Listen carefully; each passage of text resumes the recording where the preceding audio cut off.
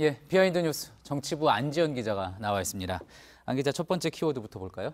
네, 첫 번째 키워드, 다시 열린 커튼입니다. 예, 김윤옥 여사의 사진인 거죠?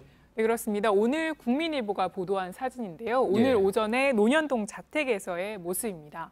보시는 것처럼 김윤옥 여사가 팔짱을 낀 채 무표정한 표정으로 발코니에 나와 있는 모습인데요. 뭐 특별히 지금 화면에 나오고 있는데 특별히 어떤 뭐 이야기를 하거나 그런 것 없이 그냥 다시 들어간 건가요? 네, 그렇습니다. 이렇게 예. 팔짱 낀 채 밖을 보다가 다시 들어간 모습이 사진으로 찍힌 건데요. 그런데 논현동 자택의 모습 어제만 해도 이와는 달랐습니다.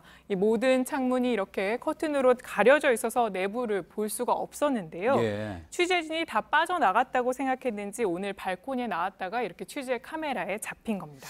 그렇군요. 아, 저렇게 중요한 사건이 있을 때마다 이제 저런 한 장의 사진 많이 화제가 되곤 하는데, 자, 뭐 뉴스에 관심이 되는 사람들은 뭐 카메라를 피한다고 해도 결국은 또 모습이 이렇게 많이 잡히고 그러지 않습니까?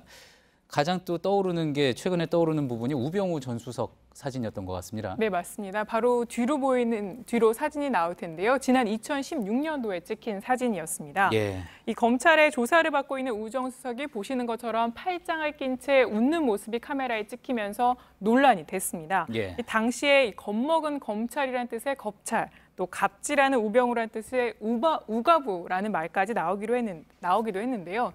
그러니까 한마디로 황제 조사 아니냐 이런 비판이 많았는데 우 전 수석은 나중에 이에 대해서 추워서 팔짱을 꼈다 이렇게 해명하기도 했습니다. 예. 이 해명은 직접 들어보겠습니다. 일어서서 좀 쉬면서 추웠기 때문에 파카를 또 팔짱을 끼고 했던 겁니다. 분명히 그때는 수사 중은 아니었습니다. 휴식 중이었습니다. 예, 그러니까 보도가 됐던 사진 때문에 저렇게 국회에서 따로 해명을 하기까지 했었던 일이었죠.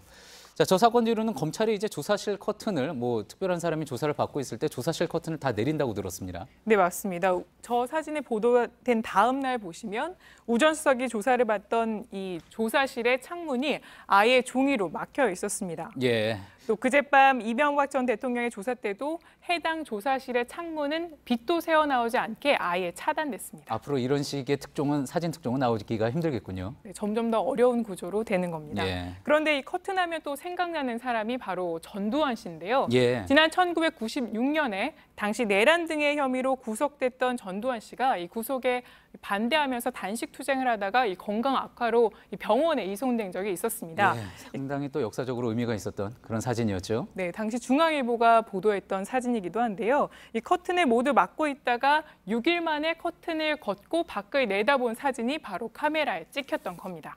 예, 자 이제 저희가 김윤옥 여사의 사진 이야기하고 있었는데 김윤옥 여사 본인도 저희가 앞서 보도해드렸듯이 여러 가지 몇 가지 의혹이 이제 중심에 서 있죠. 네, 그래서 이 조사를 받을 가능성도 제기가 되고 있는 건데요. 예. 김윤옥 여사의 경우에는 이팔성 전 우리금융지주 회장이 이명박 전 대통령 측에 전달한 22억 5천만 원 가운데 5억 원을 받았다는 의혹을 먼저 받고 있습니다. 예. 여기에다가 김희중 전 청와대 제1부속실장을 통해서 국정원 특수활동 및 10만 달러를 전달받은 의혹도 받고 있는데요. 그런데 이 10만 달러에 대해서는 그제 이 전 대통령이 나라를 위해 썼다 이런 취지로 검찰에 말한 바 있는데 이 나라를 위해 어디를 썼는지는 밝혀져야 하는 부분입니다. 그렇군요. 뭐 그동안 이제 저희가 보여드린 사진도 그렇지만 그동안 보면 이제 여러 긴 기사보다 한 장의 사진이 더 큰 의미를 가질 때가 있는데 이번 김윤옥 여사의 사진도 그중 하나가 될 수 있을 것 같습니다. 자, 두 번째 키워드 볼까요? 네, 두 번째 키워드는 박근혜의 선별적 대응입니다. 선별적 대응이요? 네, 맞습니다. 예. 오늘 서울중앙지법에서 박 전 대통령의 공천 개입 혐의와 관련한 재판이 있었는데요. 여기에 출석한 박 전 대통령의 변호인은 이 공천 개입 의혹에 대해서 이 피고인은 이 공소사실 내용을 지시하고 보고받고 승인한 바 없다. 한마디로 관련 혐의를 부인했습니다. 예. 그런데 박 전 대통령은 지난해 10월 구속이 연장된 이후에 이 재판을 이른바 보이콧한 바 있는데요. 이 재판에 출석을 안 하는 것은 물론 국선 변호인의 접견도 그동안 계속 거부해 왔습니다. 예. 그런데 이번에 재판에 보는 혐의에 대해서 5개월 만에 간접적으로 입장을 낸 겁니다. 그러네요. 자, 그렇다면은 국선 변호인이 그동안 만나지도 않았었는데 이번에 접견을 해서 그러면 그 메시지를 받은 겁니까? 다만 오늘 그 국선 변호인은 변호사는 접견 여부에 대해서는 뚜렷하게 입장을 밝히진 않았습니다.